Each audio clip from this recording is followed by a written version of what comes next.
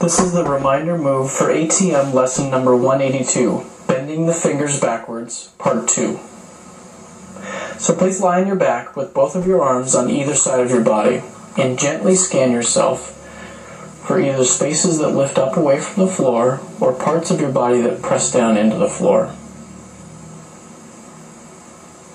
And when you get a good idea of what type of contact you have with the ground, come up and stand on both of your knees with your arms out to your sides. Bend your fingers up towards the ceiling and spread them apart as wide as you can. And would you begin turning your hands forward so your fingers point down towards the floor? And the movement mostly comes from your shoulder. Now here's the trick as you continue to do this movement over and over again. If your fingers begin to bend forward, so the relationship in the bend in your wrist and your straight arms, if that changes, that 45-degree little notch between your hand and your forearm, if that changes, then you've turned your shoulders too far and you need to stop. That's the constraint that you use. Now would you begin turning your hands backwards so that your fingers begin to point towards the floor?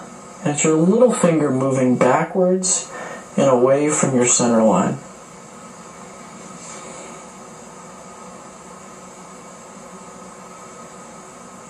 And now would you begin turning your hands forwards and backwards? And can you turn your hand all the way around as far as you can to make a complete circle with your fingers without letting your fingers bend forward as you turn? So maintain the relationship of the bend in your hand and your forearm.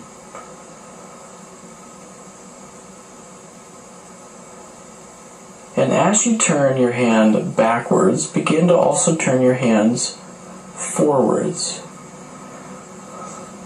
And as your hands move forwards, exhale and round your back.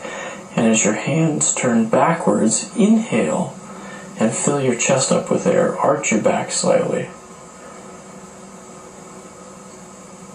And then leave this alone and let yourself rest. Now the tricky part is actually keeping that bend in your hands backwards as you turn your hands around your shoulder itself. That's the hard part. That's a constraint. And make sure that you honor that constraint and move only as much as you can gently without letting that relationship change. And now would you come up to standing on with your right foot on the ground and your left knee on the floor. And you'll bring your right arm forward and your left arm back level with your shoulders. And would you begin to bend your fingers backwards up towards the ceiling, spread them apart as far as you can, and begin turning your hands forwards and backwards. So the movement comes from your shoulders.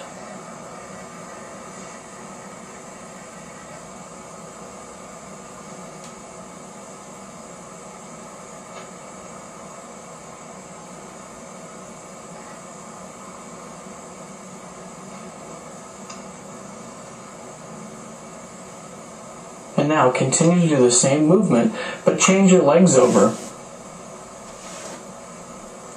So now have your left foot on the ground and your right knee on the ground.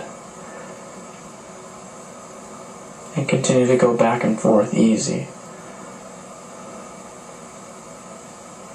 And then leave this alone, lie on your back and rest.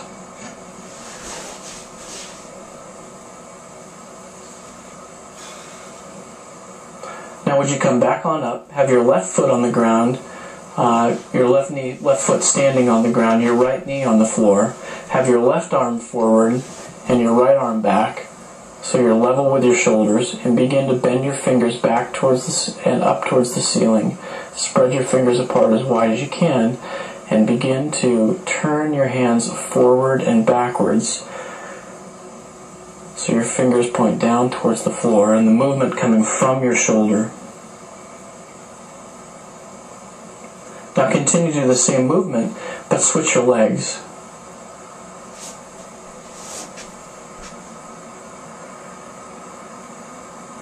And then leave this alone, lie on your back and rest.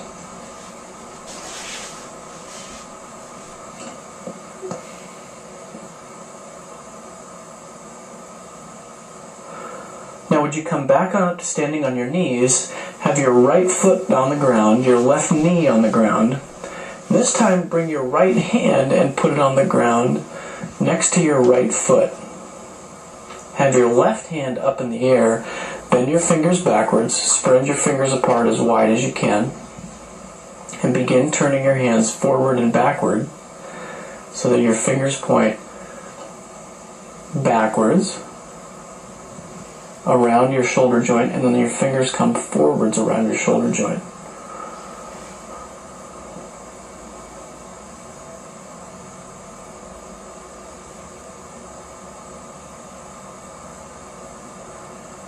And then come back to standing on both of your knees and change your legs over. So you'll have your left foot standing on the ground, your right knee on the floor. Have your left hand down on the ground, your right hand up in the air, and begin to bend your fingers backwards and turn your fingers around your shoulder joint. And then leave this alone and let yourself rest. So this is a fantastic movement pattern that helps to open up your hands, open up your wrist and forearm, connect and integrate your wrists, your hands, your elbows, and your shoulder joints along with your rib cage and your spine.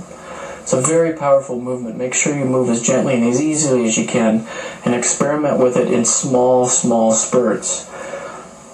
So don't try to do too much too fast too soon, otherwise you'll end up too hurt. But do enjoy the lesson, because it's a very powerful way to open up the kinetic chain of your upper body. So enjoy. Let me know what happens. Leave me a comment down below, and look forward to hearing from you soon. Take care of yourselves. Bye-bye.